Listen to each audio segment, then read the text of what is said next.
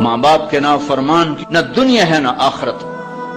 ایک صحابی ہے، یا رسول اللہ میرا باپ نا میری کمائی میں سے خرچ کرتا، مجھ سے پوچھتا ہی نہیں، اور شرعاً قانوناً اگر میری کمائی میرے باپ کی جو کمائی ہے یا زمین ہے جائیداد ہے اس سے الگ میں نے اپنی محنت سے کوئی کمائی کی ہے، وہ میری ذاتی چیز ہے، قانوناً میرے باپ کو بھی پوچھنا چاہیے کہ بیٹا یہ تمہاری چیز میں لے سکتا ہوں، یہ پیسہ میں استعمال کر سکتا ہوں، قانون یہ ہے۔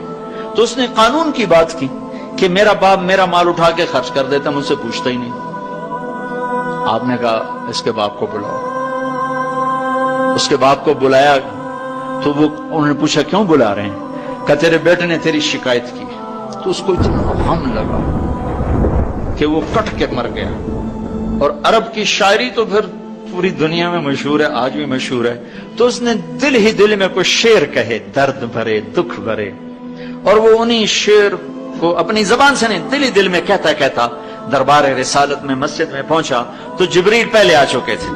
کہنے لگے یا رسول اللہ تعالیٰ فرما رہے ہیں کہ آپ اس سے کہیں کہ پہلے وہ شعر سنا جو تیری زبان سے تو ادا نہیں ہوئے، تو تیرے رب نے عرشوں پہ سن لیے۔ آپ نے فرمایا بھائی تمہارا کیس سنوں گا، پہلے وہ شعر سنا جو تیری زبان سے نہیں ادا ہوئے۔ اللہ نے سنے۔ کہنے لگا یا رسول اللہ میں گواہی دیتا ہوں آپ سچے رسول ہیں، آپ کا رب بڑا طاقتور رب ہے، آپ کے رب کی قسم زبان سے ایک لفظ نہیں نکلا، دکھ بھری فریاد تھی جو دل کی دنیا میں اٹھی اور وہیں گم ہو گئی، سینے سے اٹھی اور سینے میں دفن ہو گئی، پر آپ کے رب نے عرشوں پہ سن لیا۔ آپ نے کہا اچھا سنا تو صحیح میرے بھائی۔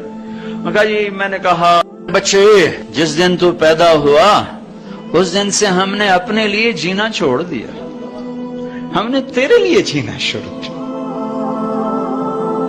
گرمی سے لڑے، سردی سے لڑے، موسموں سے لڑے، حالات کے آہنی پنجوں سے رزق نکالا، جبڑوں سے رزق نکالا، جوانی کو قربان کیا، صحت کو قربان کیا، اپنے جذبات کو سلا دیا، تیرے چہرے کی ایک مسکراہٹ دیکھنے کے لیے ساری ساری رات کام کیا، سارا سارا دن کام کیا، کبھی دھوپ میں کبھی سردی میں، کبھی گرمی سے لڑا کبھی سردی سے لڑا، کبھی موسم سے لڑا کبھی بھوک سے لڑا، تجھے کھلایا خود بھوکا رہا، تجھے پلایا خود پیاسا رہا، تجھے چھاؤں میں لٹایا خود دھوپ میں بیٹھا، تجھے سکھ پہنچایا خود دکھ جھیلا، میری تو زندگی پھر تیرے لیے ہوگی، میں نے اپنے لیے جینا چھوڑ دیا۔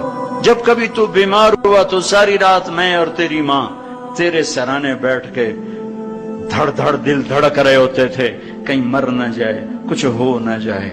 ہسپتال پہنچے، ڈاکٹر کو بلاؤ، ٹیکسی بلاؤ، گاڑی بلاؤ، رکشہ بلاؤ، جلدی سے ہسپتال پہنچاؤ۔ اسی خوفناک خیالات میں ہم روتے تھے، پگھلتے تھے، ٹوٹتے تھے، بکھرتے گئے چلے گئے خشک پتے کی طرح، اور تیرے چہرے کی ایک مسکراہٹ کے لیے ساری مسکراہٹیں بھول گئے، تجھے صحت مند دیکھنے کے لیے اپنی صحت کے سودے کر دیے۔ اور اس طرح ایک دن نہیں گزرا، یہ شب و روز گزرے، دن اور رات گزرے، لیل و نہار گزرے، بہار و خزاں گزری، رت بدلی، موسم بدلے، بادل اندھیری، بارش آئے اور گئے، یہاں تک کہ تو پروان چڑھتا گیا، میں ڈھلتا گیا، تجھ میں جوانی میں رنگ بھرا اور بڑھاپے نے میرے سارے رنگ نوچ لیے۔ تو سیدھا کھڑا ہوا تنے کی طرح، میری کمر جھک گئی کمان کی طرح، اور میں آسرے کا محتاج ہوا، تو طاقتور ہو کے جوان ہوا۔ پھر مجھے خیال آیا کہ میں اس کی انگلی پکڑ کے چلا، گود بٹھا کے چلا، کندھے بٹھا کے چلا، ہاتھ بٹھا کے چلا، اس کے لیے در در کی ٹھوکریں کھائیں۔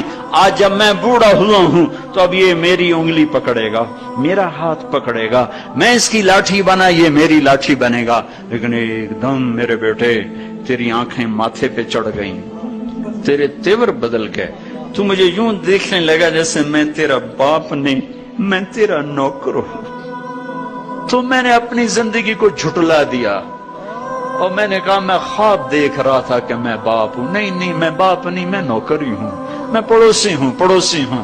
تو اچھا میرے دوست، اگر میں پڑوسی ہوں تو پڑوسی کو بھی تو لوگ پوچھ ہی لیتے ہیں. کبھی مجھے پوچھ ہی لیتا کہ بھائی کسی چیز کی ضرورت تو نہیں، کچھ چاہیے تو نہیں. یہ اتنے درد بھرے اشعار ہیں کہ میرے تو اتنی فصاحت نہیں کہ میں اس کا ترجمہ کر سکتا، لیکن یہ وہ اشعار تھے کہ میرے نبی زار و قطار روتے اور آپ ٹوٹ پڑے اور آپ کی داڑھی آنسوں سے تر ہو گئی اور آپ نے اس کو گریبان سے پکڑا اور یوں جھٹکا دے کر اٹھ جا، دفع ہو جا.